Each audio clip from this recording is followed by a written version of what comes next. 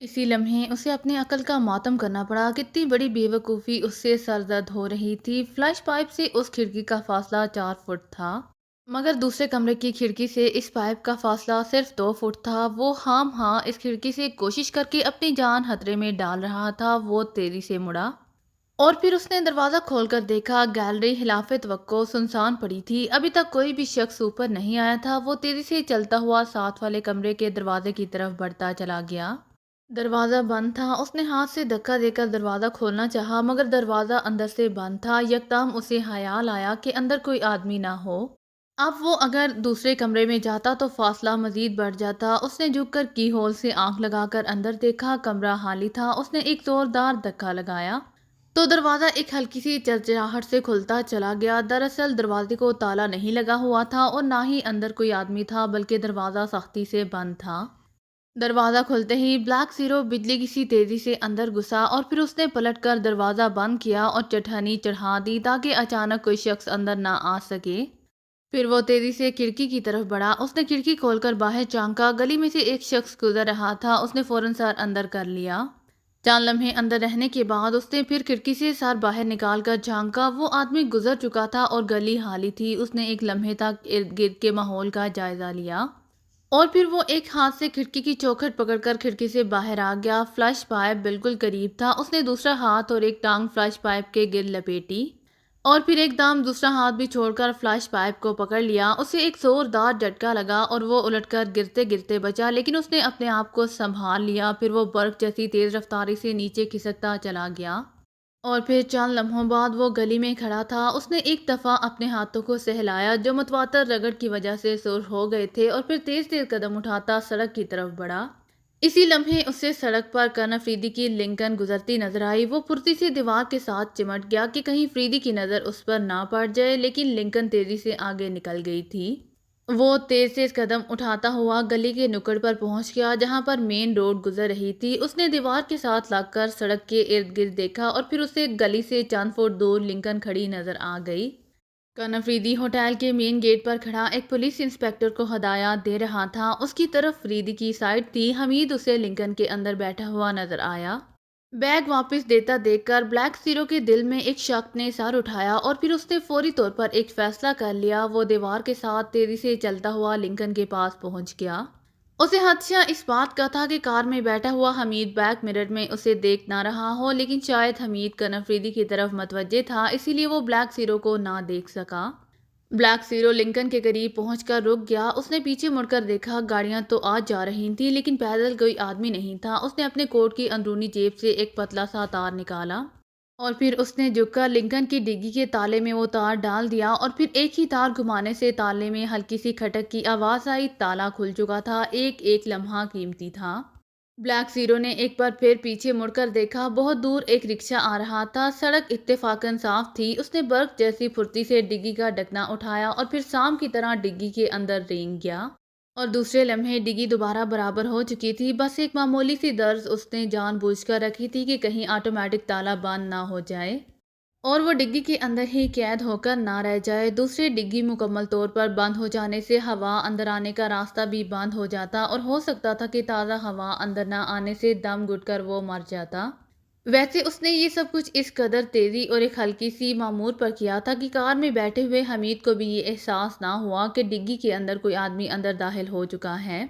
Black zero को ज़्यादा हादसा इस रिक्शे वाले का था कि कहीं उसकी नज़र उस पर ना पड़ गई हो, लेकिन जब रिक्शा इस तरह तेज़ रफ्तारी से करीब से गुजरता चला गया तो उसने इत्मीनान की एक तवील सांस ली। इसी लम्हे उसे कार का दरवाज़ा खुलने की आवाज़ सुनाई दी। वो समझ गया कि फरीदी कार में आ बैठा है और फिर उसके ख्याल की तस्दीक हो गई जब कार एक हल्का सा झटका खाकर तेजी से सड़क पर फिसलने लगी। कार चलती रही और ब्लैक ज़ीरो दम सादे डिग्गी के भारी ढकने को अपने हाथों पर संभाले खामोश पड़ा रहा।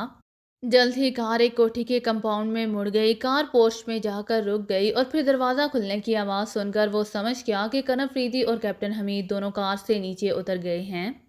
फिर कदमों की आवाज़ें उससे अंदर जाते हुए महसूस हुईं और फिर एक गंभीर सी खामोशी छा गई। ब्लैक ज़ीरो ने हल्के से डिग्गी के ढक्कन को ऊंचा किया और फिर ढक्कन उठाकर वो पूरी तरह बाहर निकल आया और फिर बड़ी आहिस्तगी से उसने ढक्कन को दोबारा बंद कर दिया। उसने अकाब जैसी नज़रों से इधर उधर देखा اور پھر جپٹ کر ایک ستون کی آڑ میں ہو گیا۔ سامنے ایک چھوٹی سی گیلری نظر آ رہی تھی۔ اب وہ سوچ رہا تھا کہ یہاں تک تو وہ آ گیا ہے، اب کہاں جائے اور کیا کرے۔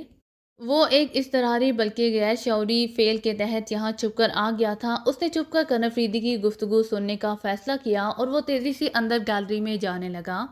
اس کے پاس ریوالور بھی نہیں تھا، اسی لیے اسے خدشہ تھا کہ اگر کنر افریدی کی نظروں میں آ گیا تو جان بچانی مشکل ہو جائے گی۔ جلد ہی وہ گیلری کے آخری کونے تک پہنچ گیا۔ گیلری کے آخری کونے پر ایک کمرے کا دروازہ تھا۔ اس نے دروازے کے پٹ سے کان لگائے اور پھر فریدی کی گفتگو سن کر وہ چونک پڑا۔ فریدی کسی سے باتیں کر رہا تھا کہ اب اڈا نمبر 2 میں وہ منتقل ہو رہا ہے۔ بلیک زیرو نے یہ سن کر فوری طور پر فیصلہ کیا کہ اسے دوبارہ ڈگی میں چھپ جانا چاہیے، کیونکہ کنر فریدی کا یوں روپوش ہو جانا ان کے لیے خطرناک تھا۔ کیونکہ فریدی کو یوں بیگ واپس کرتے دیکھ کر ہی وہ سمجھ گیا تھا کہ فریدی نے ضرور کوئی چکر چلایا ہے۔ وہ تیزی سے واپس مڑا اور پھر دوسرے لمحے وہ برآمدے میں تھا۔ اگر اسے ایک لمحے کی بھی دیر ہو جاتی تو وہ یقیناً ملازم جو چائے کی ٹرے لے کر دوسری طرف سے آ رہا تھا اسے دیکھ لیتا۔ ملازم اپنی ہی دھن میں آگے بڑھتا ہوا گیلری میں چلا گیا۔ ملازم کے کمرے میں داخل ہوتے ہی بلیک زیرو بجلی کی طرح لپکا اور دوسرے ہی لمحے وہ کار کی ڈگی کھول کر دوبارہ اندر گھس چکا تھا۔ وہ جری سے آنکھ لگائے گیلری کی طرف دیکھ رہا تھا۔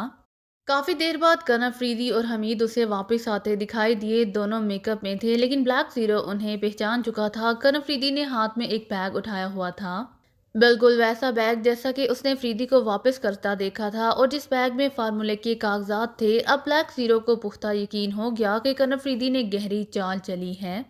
فارمولے کے اصل کاغذات ضرور اس بیگ میں ہیں جنہیں لے کر فریدی روپوش ہو رہا ہے۔ اس نے دل ہی دل میں خدا کا شکر ادا کیا کہ ایک اضطراری فعل کے تحت وہ یہاں تک آ گیا اور اسے اب جلد ہی فریدی کے نئے اڈے کا پتہ چل جائے گا۔ کنر فریدی اور کیپٹن حمید کار کے قریب آ کر رک گئے۔ اچھا بخشو بابا، ہم چلتے ہیں۔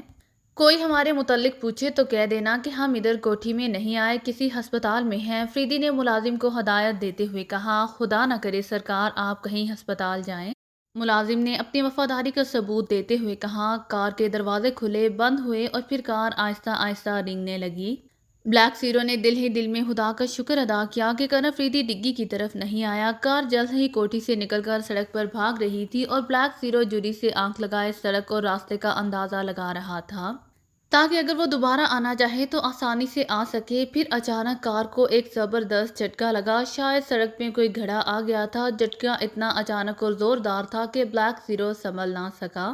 اس نے دونوں ہاتھوں سے ڈگی کے ڈھکن کو سنبھال رکھا تھا کہ زوردار جھٹکے سے اس کے ہاتھ پھسل گئے اور ڈھکنا مل گیا۔ ایک ہلکی سی کھٹک کی آواز آئی اور ڈگی کا آٹومیٹک تالا باہر سے بند ہو گیا۔ اب بلیک زیرو بری طرح پھنس چکا تھا۔ تالا اندر سے کھولنے کا کوئی ذریعہ نظر نہیں آ رہا تھا اور کار تیز رفتاری سے بھاگی چلی جا رہی تھی۔ ڈگی میں گپ اندھیرا چھا گیا تھا اور ایک معمولی سی درس بھی کہیں نظر نہیں آ رہی تھی۔ بلیک زیرو عجیب مصیبت میں پھنس گیا تھا۔ وہ ایک حقیر پرندے کی طرح فریدی کے فولادی پنجرے میں بند ہو کر رہ گیا تھا۔ اب سوائے بے بسی سے پھڑ پھڑانے کے وہ اور کر بھی کیا سکتا تھا۔ صفدر روزی کے مکان سے باہر نکلا اور پھر بڑی لاپرواہی سے چلتا ہوا گلی کراس کرنے لگا۔ سامنے گلی کی نکڑ پر اسے ایک آدمی دیوار پر کچھ چسپاں کرتا ہوا نظر آیا۔ وہ کسی فلم کا پوسٹر چسپاں کر رہا تھا یا پھر کسی سیاسی جلسے کا پوسٹر ہوگا۔ بہرحال صفدر خاموشی سے آگے بڑھتا چلا گیا۔ گلی کی نکڑ پر پہنچ کر سڑک پر پہنچتے ہی اس کا رخ ٹیکسی سٹینڈ کی طرف ہو گیا۔ ویسے وہ کن اکھیوں سے اپنے ماحول کا متواتر جائزہ لے رہا تھا۔ پھر اس نے دیکھ لیا کہ پوسٹر لگانے والا ایک ہاتھ میں پوسٹروں کا تھیلا اٹھائے اس کے پیچھے چلا آ رہا ہے اور سڑک کے کنارے کھڑا ہوا ایک اور شخص جو اخبار پڑھنے میں مصروف تھا۔ صفدر کے سڑک کراس کرنے کے بعد اخبار تیزی سے طے کر کے جیب میں ڈالا اور پھر ہلکی ہلکی سیٹی بجاتا ہوا ٹیکسی سٹینڈ کی طرف بڑھ گیا۔ صفدر سمجھ گیا کہ تعاقب شروع ہو چکا ہے۔ وہ ایک خالی ٹیکسی کے قریب جا کر رک گیا۔ اس نے ٹیکسی کا دروازہ کھولا اور پھر اس میں بیٹھتے ہی اس نے ڈرائیور کو گھیمن روڈ چلنے کے لیے کہا۔ اسی لمحے پوسٹر والا شخص ٹیکسی کے قریب سے ہو کر گزرا۔ صفدر سمجھ گیا کہ گھیمن روڈ کا لفظ ضرور اس نے سن لیا ہوگا۔ ٹیکسی سٹارٹ ہوئی اور پھر تیزی سے بھاگتی ہوئی ٹریفک میں شامل ہو گئی۔ ویسے صفدر یہ اندازہ کر چکا تھا کہ جیسے ہی اس کی ٹیکسی آگے بڑھی تھی اسی لمحے قریب ہی کھڑی ایک نیلے رنگ کی کار بھی سٹارٹ ہو کر آگے رینگنا شروع ہو گئی تھی۔ پھر اس نے بیک مرر میں اخبار والے شخص کو کار میں بیٹھتے دیکھا۔ پھر صفدر کی ٹیکسی جب ٹریفک میں شامل ہوئی تو اس نے نیلے رنگ کی کار ایک لمحے کے لیے پوسٹر لگانے والے شخص کے قریب رکتے دیکھی۔ پوسٹر والے نے جھک کر کچھ کہا اور پھر کار تیز رفتاری سے آگے بڑھنے لگی۔ صفدر کی ٹیکسی مختلف سڑکوں سے ہوتی ہوئی گیمن روڈ کی طرف بڑھ رہی تھی۔ نیلے رنگ کی کار ٹریفک میں کافی پیچھے رہ گئی تھی۔ ایک تنگ سی بائی روڈ نظر آتے ہی صفدر نے ڈرائیور سے کہا، ڈرائیور اس بائی روڈ پر لے چلو، مگر ڈرائیور نے شاید کچھ کہنا چاہا۔ جو میں کہہ رہا ہوں وہ کرو۔ صفدر نے ڈرائیور کو ڈانٹ دیا اور ڈرائیور نے لاپرواہی سے کندھے جھٹکے اور دوسرے لمحے ٹیکسی ٹریفک سے کٹ کر اس تنگ سی بائی روڈ پر گھومتی چلی گئی۔ یہ بالائی روڈ دو بڑی سڑکوں کو متصل کرنے کے لیے بنائی گئی تھی، اسی لیے صفدر کی ٹیکسی جلد ہی دوسری مین روڈ پر پہنچ گئی۔ صفدر اس دوران دیکھ رہا تھا کہ وہ نیلے رنگ کی کار شاید اسے بائی روڈ پر مڑتے چیک نہ کر سکی اور وہ سیدھے نکلتے چلے گئے تھے، اور ویسے بھی انہیں صفدر کی منزل کے بارے میں پوسٹر والے سے علم ہو چکا تھا، اسی لیے وہ مطمئن تھے۔ صفدر کو جب اطمینان ہو گیا کہ تعاقب کرنے والے ڈانچ کھا چکے ہیں تو اس نے سڑک پر ہی ٹیکسی رکوا دی۔ ٹیکسی سے نیچے اتر کر ڈرائیور کو کرایہ ادا کیا اور پھر خود فٹ پاتھ پر چلنے لگا۔ ٹیکسی ڈرائیور ایک لمحے تک حیرت سے صفدر کی طرف دیکھنے کے بعد ٹیکسی آگے بڑھا لے گیا۔ اسے حیرت اس بات پر ہوئی تھی کہ گیمن روڈ کا کہہ کر یہ شخص کہاں اتر گیا ہے۔ صفدر چند قدم چل کر رک گیا۔ پھر ٹیکسی آگے بڑھنے کے بعد صفدر تیز تیز قدم اٹھاتا ہوا سڑک کی دوسری طرف ایک ٹیکسی سٹینڈ کی طرف بڑھنے لگا، اور پھر جلد ہی اسے ایک خالی ٹیکسی مل گئی۔ قائد روڈ پر لے چلو، صفدر نے ڈرائیور کو حکم دیا اور ڈرائیور نے ٹیکسی کو آگے بڑھا دیا۔ قائد روڈ کے چوک سے تھوڑے ہی فاصلے پر کنفریدی کی کوٹھی تھی۔ ٹیکسی جلد ہی قائد روڈ کے چوک پر پہنچ گئی۔ صفدر نیچے اترا، اس نے کرایہ ادا کیا اور پھر اس وقت تک وہیں کھڑا رہا جب تک کہ ٹیکسی آگے بڑھ کر اس کی نظروں سے دور نہیں ہو گئی۔ پھر وہ تیز تیز قدم اٹھاتا ہوا کنفریدی کی کوٹھی کی طرف چل دیا۔ جلد ہی وہ کوٹھی کے قریب پہنچ گیا۔ کوٹھی کا پھاٹک بند تھا۔ صفدر تیزی سے کوٹھی کے پھاٹک کے سامنے سے گزرتا چلا گیا۔ پھر وہ کوٹھی کی قریبی گلی سے ہوتا ہوا کوٹھی کی پشت کی طرف آیا۔ کوٹھی کی پچھلی دیوار کافی اونچی تھی۔ پہلے تو صفدر کا دل چاہا کہ وہ کوٹھی کی دیوار پھاند کر اندر چھپ جائے، لیکن پھر اسے عمران کی ہدایت کا خیال آ گیا، چنانچہ وہ وہیں ایک گھنے درخت کی آڑ میں رک گیا۔ ویسے وہ مسلسل کوٹھی کی طرف دیکھ رہا تھا جس میں اس کے خیال کے مطابق وہ خونی فارمولہ موجود تھا جسے حاصل کرنے کے لیے اس نے سر دڑ کی بازی لگا دی تھی۔ عمران مکان کے دروازے سے باہر نکلا۔ وہ ایک لمحے تک وہیں رک کر گرد و پیش کا جائزہ لیتا رہا۔ اس بات کی اطلاع تو بہرحال مل چکی تھی کہ کچھ لوگ گلی میں یا سڑک پر ان کا تعاقب کرنے کے لیے موجود ہیں، لیکن وہ نہیں چاہتا تھا کہ کنفریدی کو اس بات کی اطلاع ملے کہ وہ مکان سے نکل کر تعاقب کرنے والوں کو ڈانٹ دے گیا ہے، کیونکہ اس طرح کنفریدی محتاط بھی ہو سکتا تھا۔ وہ چاہتا تھا کہ کنفریدی کو اس کے آدمی آخر تک یہی رپورٹ دیتے رہیں کہ عمران ابھی تک اس مکان میں موجود ہے، لیکن سڑک تک جانے کے لیے گلی میں سے ہو کر گزرنا ضروری تھا۔ اس کے بغیر اور کوئی راستہ نہیں تھا، اور عمران اسی وقت اسی ادھیڑ بن میں لگا ہوا تھا کہ کوئی اور راہ نکالنی چاہیے۔ عمران کو اچھی طرح پتا تھا کہ گلی کا موڑ مڑتے ہی وہ بلیک فورس کی نظروں میں آ جائے گا۔ سامنے والی دیوار خاصی اونچی تھی اور اسے ابھی یہ بھی علم نہیں تھا کہ اس دیوار کی دوسری طرف کیا چیز ہے، کوئی مکان ہے، دفتر ہے یا کوئی سڑک۔ بہرحال اور کوئی راستہ نہ پا کر اس نے اسی دیوار کو چیک کرنے کا فیصلہ کر لیا۔ وہ تیز تیز قدم اٹھاتا ہوا دیوار کے قریب آیا اور پھر ایک لمحے تک دیوار کے قریب رک کر اس نے اپنے جسم کو تولا، اور پھر دوسرے لمحے وہ اس طرح اچھلا جیسے اس کی پیروں میں سپرنگ لگ گئے ہوں۔ خاصی اونچی چھلانگ تھی۔ عمران کے ہاتھ دیوار کی منڈیر کے ساتھ چپک گئے اور پھر وہ اپنے بازوؤں کے بل اوپر کو اٹھتا چلا گیا۔ جب اس کا ساتھ دیوار سے اونچا ہوا تو اسے یہ دیکھ کر مسرت ہوئی کہ دیوار کی دوسری طرف ایک لمبا چوڑا میدان ہے اور میدان کے پاس سڑک۔ مسئلہ حل ہو چکا تھا۔ جلد ہی وہ دیوار کے اوپر چڑھ گیا اور پھر دوسرے ہی لمحے ایک ہلکا سا دھماکہ ہوا اور وہ دوسری طرف کود گیا۔ پنجوں کے بال نیچے آتے ہی وہ ایک جھٹکے سے اٹھ کھڑا ہوا۔ اس نے ایک لمحے کے لیے ادھر ادھر دیکھا اور پھر کسی کو آس پاس نہ پا کر وہ تیز تیز قدم اٹھاتا ہوا سڑک کی طرف چل دیا۔ جلد ہی وہ سڑک پر موجود تھا۔ یہ کوئی بائی روڈ تھا کیونکہ اس پر کوئی ٹریفک نہیں تھی۔ وہ اندازے کے مطابق سڑک پر ہی بائیں طرف چلنے لگا اور پھر ایک موڑ مڑتے ہی اس کا دل خوشی سے اچھل پڑا۔ وہ ایک خاصی پر رونق مارکیٹ تھی۔ جلد ہی اسے ایک خالی ٹیکسی مل گئی۔ قائد روڈ کے چوک پر اتار دینا، عمران نے ٹیکسی میں بیٹھتے ہی ڈرائیور سے کہا اور ڈرائیور نے گاڑی آگے بڑھا دی۔ چند لمحوں تک گاڑی سڑک پر رینگتی رہی اور پھر جلد ہی ٹیکسی قائد روڈ کے قریب رک گئی۔ ٹیکسی رکتے ہی عمران باہر نکلا۔ اس نے کرایہ ادا کیا اور پھر وہ کنفریدی کی کوٹھی کی طرف چل پڑا۔ کوٹھی چونکہ اس کی اچھی طرح دیکھی بھالی تھی، اسی لیے کوٹھی کے سامنے رخ پر جانے کے بجائے وہ جان بوجھ کر مختلف جگہوں سے ہوتا ہوا کوٹھی کی پشت پر پہنچ گیا۔ کیپٹن شکیل نے روزی کو ٹیلی فون کر کے گھر آنے کا کہا اور خود تیز تیز قدم اٹھاتا ہوا مکان سے باہر نکل آیا۔ اس نے مکان کو تالا لگانے کے لیے ہاتھ بڑھایا ہی تھا کہ اسے ایک خیال آیا۔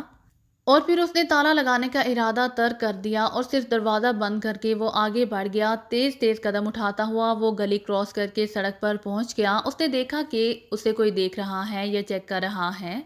اس نے اس بات کی قطعاً کوئی پرواہ نہیں کی، کیونکہ اس نے اب نیا میک اپ کیا ہوا تھا، اسی لیے اسے اس بات کی پرواہ نہیں تھی۔ وہ سڑک پر آ کر ایک لمحے کے لیے رکا اور پھر تیز تیز قدم اٹھاتا ٹیکسی اسٹینڈ کی طرف بڑھ گیا۔ اس نے حالی ٹیکسی کا دروازہ کھولا اور پھر اندر بیٹھتے ہی اس نے قائد روڈ کے چوک پر چلنے کا حکم دیا۔ ڈرائیور نے چپ چاپ گاڑی آگے بڑھا دی۔ وہ اطمینان سے سیٹ سے پشت لگائے بیٹھا رہا۔